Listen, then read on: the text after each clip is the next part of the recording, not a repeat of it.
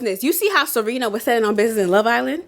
Listen more and speak less. I don't want a woman like my mother. About 4 months later, the man told me, you remind me so much of...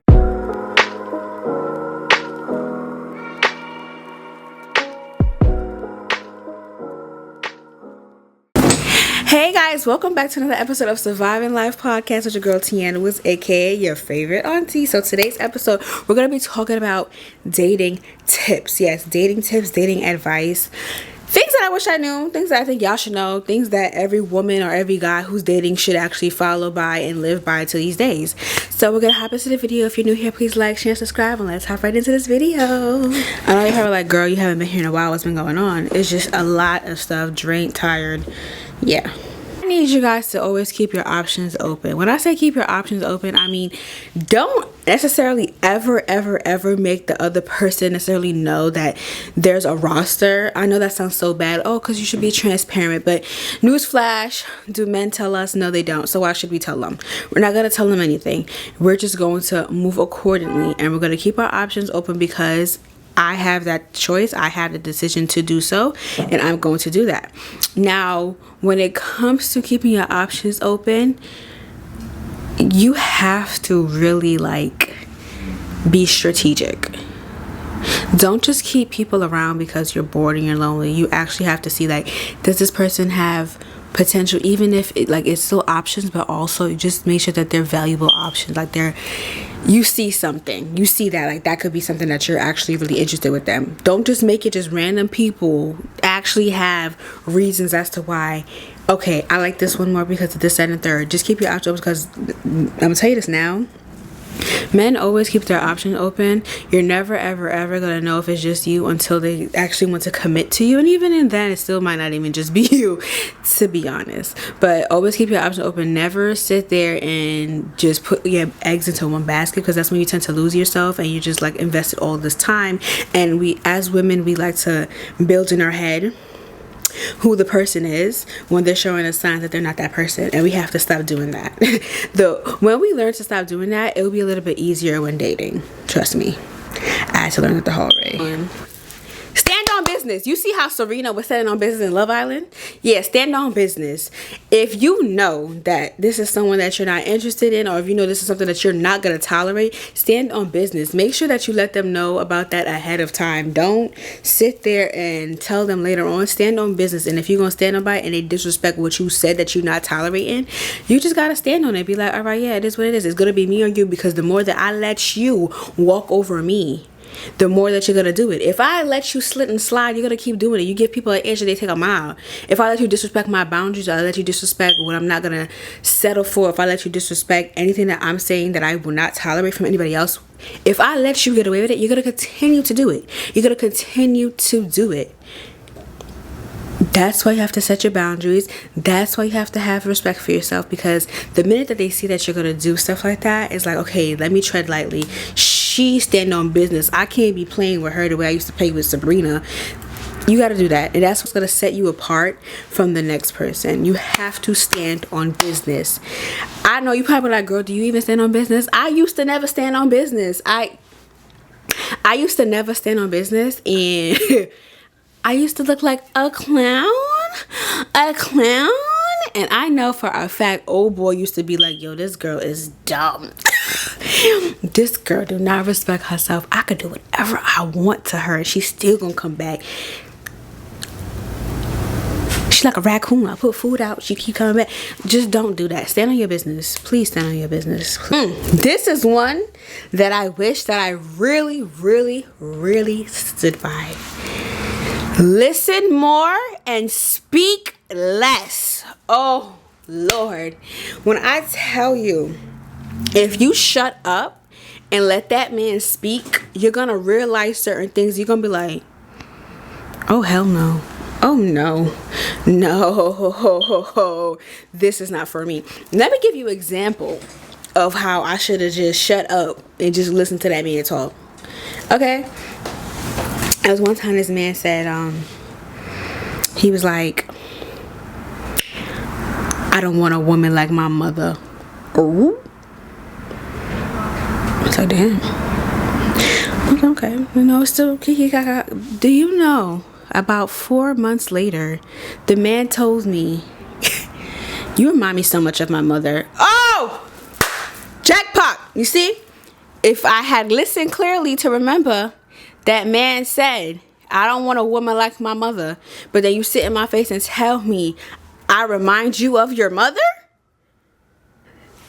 2 things why you should listen to something like that. That man don't like his mother. That man got mommy issues.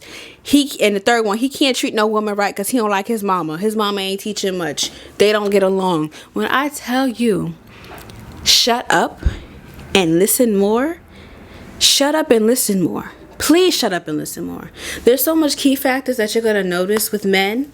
If you just shut up and let them talk, you'll really see how disgusting some of them are. No offense to the male species. Not all of you guys are like that, just a few.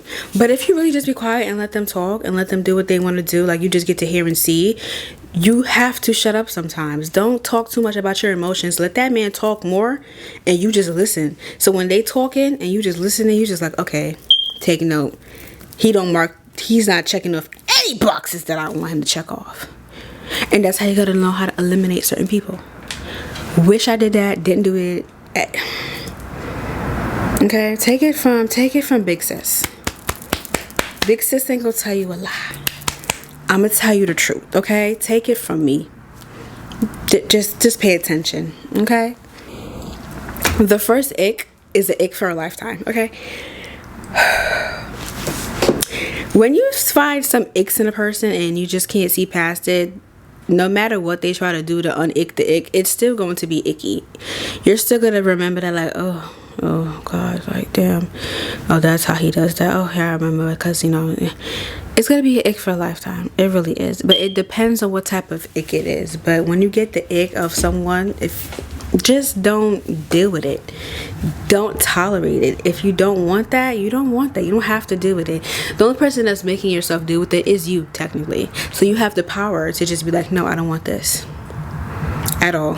When you see an ick that you know that you cannot look past, walk away. Walk away. It saves you time and the other person time, okay? Trust me, it really does. I say this to say, walk away. Don't ever be scared to walk away. Don't feel like, oh, this is just one thing that I can compromise. If you know that you're gonna still think about that shit in the back of your head and you're gonna talk shit to your friends about the situation, let the shit go. Let the person go. Just let it go. Do not sit there and go back and forth about it. Just let it go, or let the person go, because at the end of the day, that's something that you're gonna keep bringing up. And no relationship or no dating is going to be able to survive that, to be honest. So when you see the first signs of things that ick you, like for example on Love Island, when Aaron sat there and said that he never bought a girl a drink, it gave me the ick.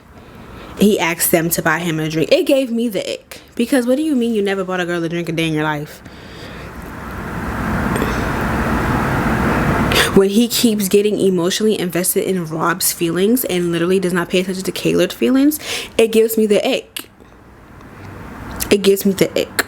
And when you're ignorant, oh, that's a double ick that I just cannot tolerate.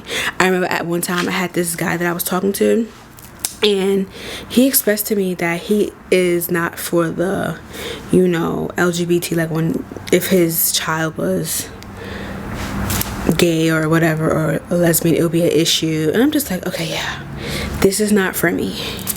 Because if we were to go long term and God forbid our kid was like that, would you you're gonna disown your kid? Yeah, no, that's an ick. It's an ick for me. It's just a ick. No, it's a hell no. And from then I was never gonna see it through, because no. Keep your boundaries.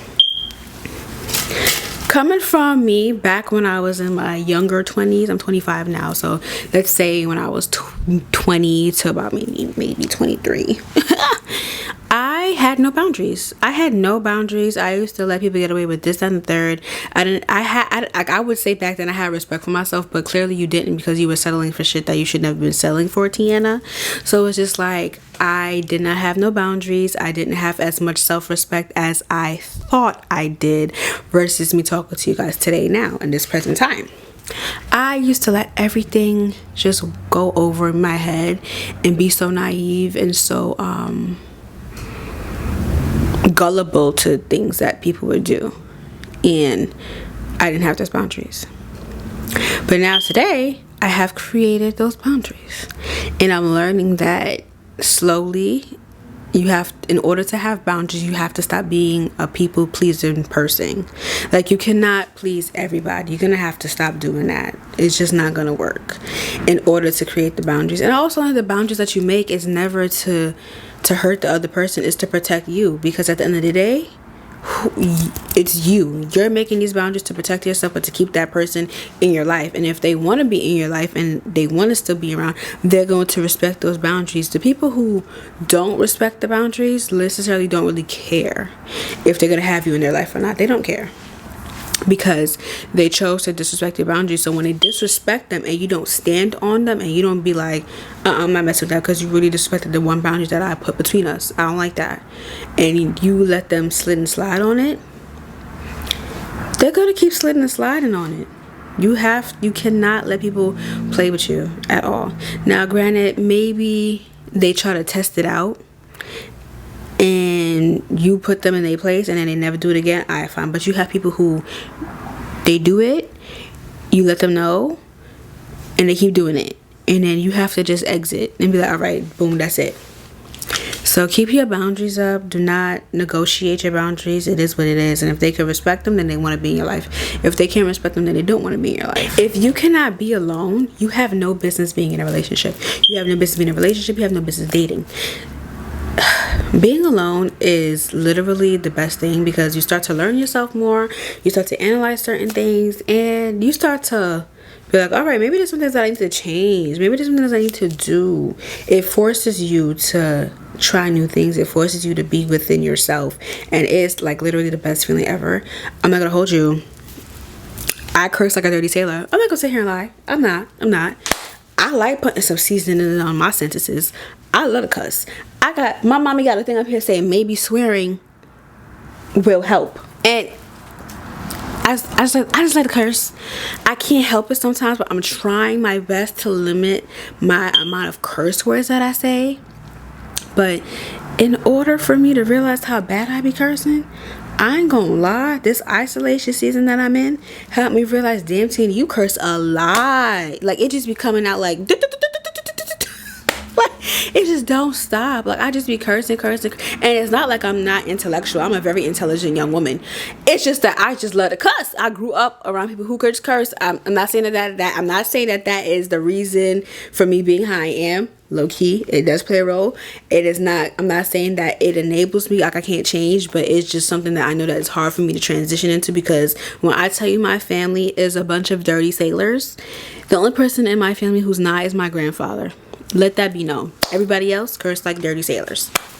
So with being alone, I really realized, damn, Teanna, you really curse a lot. Maybe you need to try to like bring that down a little bit. I even had some girl comment on my video, and I'm not mad, no shade. I wasn't even mad. She was like, maybe you should stop with all the vulgarity on your videos. It kind of takes away from the video. But then I'm just like, if I come up here and try to act all prissy prim proper like I don't curse, then I'm not being myself, okay? I curse out in work? No, I know how to turn it on and turn it off. It's not stop here and act stupid. But it is hard for me also, because it's something that I actually just grew up hearing all the time. I'm not gonna sit here and say that I'm not gonna stop. I'm gonna learn how to like minimize it in certain settings. But it's so hard, because I feel like it's a part of me, but also with being with yourself and being in an isolation season, it forces you to transition, it forces you to change. So we're going through those changes. And I'm not saying that I am going to be the perfect person. I am literally changing overnight. I'm evolving overnight, and I am allowed to grow in settings and make my own mistakes the same way as you. So yes, the isolation season is really, really good. You start to learn yourself a little bit more. Things that you want to change, things that you want to know. Like, I yell a lot. Like, I yell. Like, I'm a little bit loud. And, like, I know right now y'all probably like, girl, loud where? Like, if you hear me in real life, I used to be so loud. I toned down a lot from when I was younger. I was very, very loud. Now I'm toned down a lot. So you just learn as you go. I'm not perfect, and no one else is going to ever tell me about myself that I don't know. So at the end of the day, me being transparent with you is just what I'm here to do. So yes, things you will learn about yourself, things that you want to change about yourself, you're going to realize. And that's what I mean by nobody can ever change you until you're ready to change. I feel like everybody's going to go through that isolation season, which is going to force you to do what you need to do for yourself. So if you cannot be alone and let those changes happen, you will never be able to have someone else as company, someone else to love you, because you have not had that setting yet. As crazy as it sounds, because if you can't be by yourself, how are you going to be with somebody else? Okay, you cannot. You just have to be alone at some point in time in your life, and with that comes great value, comes with changes, and also that's also a time period where God is calling you to Him. So you just gotta give in sometimes. But yeah, loneliness is not bad. You're not really lonely. You're just in your own little world, and it's okay. Date yourself, go out, do those things. So when you do those things and you've been doing that by yourself, the person that you start dating and stuff like that sees that you do those things. So it's like, oh snap, like she really don't need me, she want me. It's a different type of thing right there. Date for fun. So when you're dating, you should be dating for fun. And when I say that, I mean you see what you like, you see what you don't like. I'm sure y'all heard this stuff. I know y'all probably like, girl, this is so cliche, we heard this already. Well, I'm gonna say it again. Date for fun. Always date for fun, because when you're dating so seriously, sometimes you're gonna miss things that you're just gonna miss things. Like, loosen up, allow yourself to have fun. I'm not saying loosen up in those terminologies, but allow yourself to have fun, allow yourself to get to know people, and just enjoy the moment. Start to live in the moment and stop overthinking things. That is something that I really struggled with. Till this day, I can admit I still struggle to just live in the moment. I'm always thinking 20 miles in my head, like what can go wrong, what can happen next, if this doesn't go right, then I gotta do this. Like literally, that's how I be thinking in my head. I think it might be an Aquarius thing. I just be going, but I'm still learning how to just live in the moment and understand that things take time and you just have to let things fall into place, which is very hard for me, because I'm just like, what happens if it doesn't? I'm always thinking the what ifs, then stuff makes me feel like, oh. But really try to just have fun and enjoy the life that you have, and literally just have fun while dating. Explore everything. See what you like, see what you don't like. Even when you get so happy, make a list of things that's just like, okay, I like this, but I didn't like this, so now I know what I want from what I don't want. You have to enjoy it, because if you don't enjoy it, you're gonna be wasting your time while dating. Enjoy the dates, enjoy having fun, enjoy doing what you do. Just enjoy it, and be safe while you do it too. If you don't have your life together, if you don't have something in motion, then you shouldn't really be dating. Now, I'm not gonna lie to you, this is something that I had an issue with. That's why I am where I am now. I'm just me, myself, and my dog. So you have to actually like try to get your life in order to date. Me right now, I don't be thinking about no man. I don't want none of those things. How I am right now, where I am right now in my season of my life, in my era, where I'm moving forward to, the only thing that I have time for is me, myself, my dog, my family, and trying to get myself on the right track to be where I need to be, because I vowed to myself after I had that abortion last year that I will never ever be in the same situation again. So with those things, you have to change, you have to make moves, and you have to do what you have to do. And I feel like if you're not doing none of those things, or you're not even in the way of going there, you don't need to be dating nobody, because honestly, like, you can date at any point in time in life. Time is ticking. Getting your life together is so much more better, and then after that, start dating. I wish that I had someone tell me that before, but honestly, I didn't. I had to just learn that throughout life by myself, and also like come on TikTok and see other women who are probably like in their 40s or 50s also say like, babe, I wish that I did not stress myself out about no man and dating. Just live your life, figure out what you want to do, get yourself on track, start making your money, start saving, and you would be so much more further in life. If I did those things, I'd probably be so much more further in life, so much further with my career, so much further with everything, with my content creation. Just end up doing what I wanted to do from the beginning. Like, I would just be so far, and I guilt myself on that sometimes, but at the end of the day, I have to understand that this is my journey. this is my story. So yeah, I say that to say, just get your life in order and then date. If you don't have anything in order, you should not be dating. Don't make a man the center of your world either, okay? Because that's gonna mess you up. Just don't do it to yourself. Determine your non-negotiables, okay? Please, please. Me personally, my non-negotiable now, my man gotta be handy dandy man. I low-key want him to be West Indian because I'm West Indian. There's certain things I want in a partner that I know that I cannot negotiate. I just can't. I want a man who is going to be secure within himself. I want a man who's going to understand himself and know how to control his emotions and know when to say certain things. Just an overall decent individual who was raised well. And when I say non-negotiables, I'm not even really talking about appearance wise. I'm talking about just overall their personality, overall what they contribute to life, overall of who they are, not what's they look like, but what's inside. Those things that you can't negotiate. Those things are valuable. I grew up watching my grandparents take turns cooking, things that just come off natural. Certain things just come off natural with what I've seen. So it's just like negotiating some of those things. I just can't do that. I just can't do that at all.